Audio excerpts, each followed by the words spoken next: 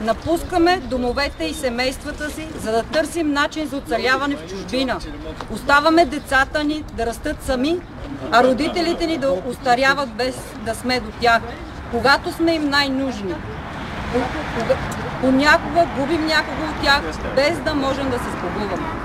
Казвам се Ангелина и съм от град Сеговия. Участвах в помагането за събиране за заявления за нашия град, за да може да се отвори избирателна секция да гласуваме.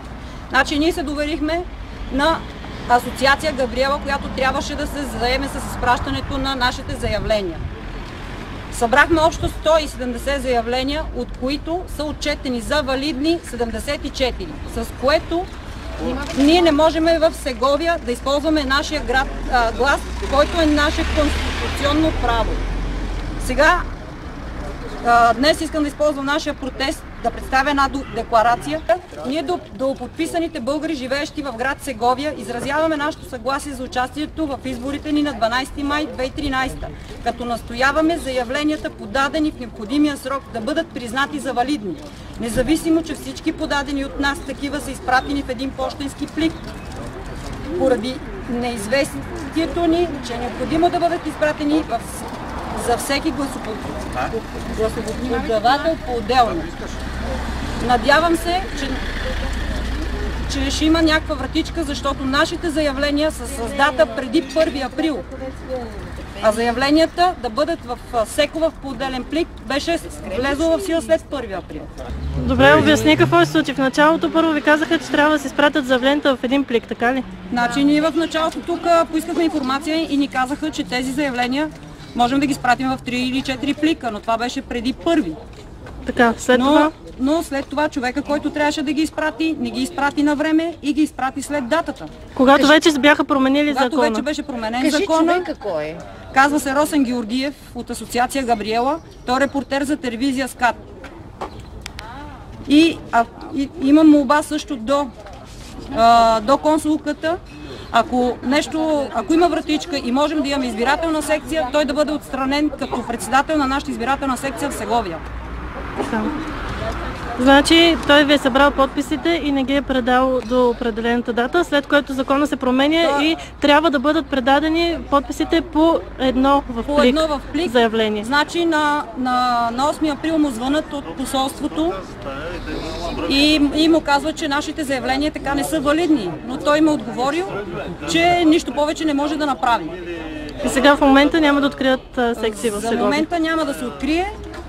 И затова аз се наех самоинициатива, направих декларация, събирах подписи, за да може, ако има начин, нашите заявления, които са с дата преди 1 април, да бъдат признати за валидни. И да можем да използваме нашите заявления с дата преди 24 марта. Но те на практика На практика, да. И той знае. Той го знае. Аз от 8 му звъна всеки ден до 11, до 12, докато аз дойдох тук след нощна смяна. Значи те затвараха ми телефона, криеха се и всеки такива неща.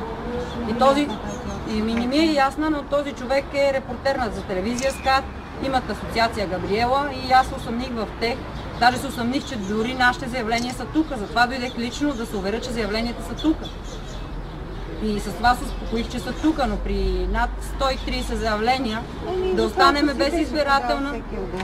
Всеки отделно, те организираха, те ги събираха. Аз лично събрах 42 заявления и му ги предадох. Ние на 24-то тук питахме как да се направи и вие му обяснихте. Той ги задържа и ги беше пратил. Последния плик е пристигнал на 8. И аз бех от понеделник в интернет и наблюдавах нашите заявления. За Сеговия заковахме на 56 и им звъна да питам и те ми казаха, че от тук са искали хора за избирателната секция. Даже искаха и моите данни, аз после се усъмних, значи аз си дал всички мои данни и в един момент на 56 човека каква е тази секция. Как да не се усъмни човек? И като им поисках вашия телефон да звъннат, те ми затвориха. И затова на два... И викам, може ли да ми го оставите, че трябваше да тръгвам на работа да звънна. Вика, вие сега ще звъните и ми затвориха. И аз сутринта на 12 без тук. Не знам, нищо не мога да кажа, зависи от Централната избирателна комисия. И аз ще се опитам да се свържа с... Но това е, този човек това е жив бойкот на изборите, според мен. Има ли някакъв начин да се направи наистина секция в Сеговия, дори и сега да няма? Аз не мога да кажа нищо. Това го решава Централната избирателна комисия, аз нищо не решавам. Кой промени правилата на играта в движение толкова скоро преди... Правилата на играта. Защото в началото беше, че може да се изпратят в общност. Това го решава Централната избирателна комисия, публикуват си изискванията, решенията, тълкованията, това няма нищо общо с нас. Точно тая, че отначало са обявени едни правила, където можеше да се пратят общ плик с подписи. И да го коментираме, не виждам смисъл, тъй като... Смисъл е, защото тия хора явно нямат... Вие го знаете, ги е страх, че ще гласуват българите в чужбина. Могат утре да променят пак правилата и да се признаят тези неща, нали? Това доколко е законно, това е ненормална работа. Ето, имате възможност с тях да... С Централната избирателна комисия, така?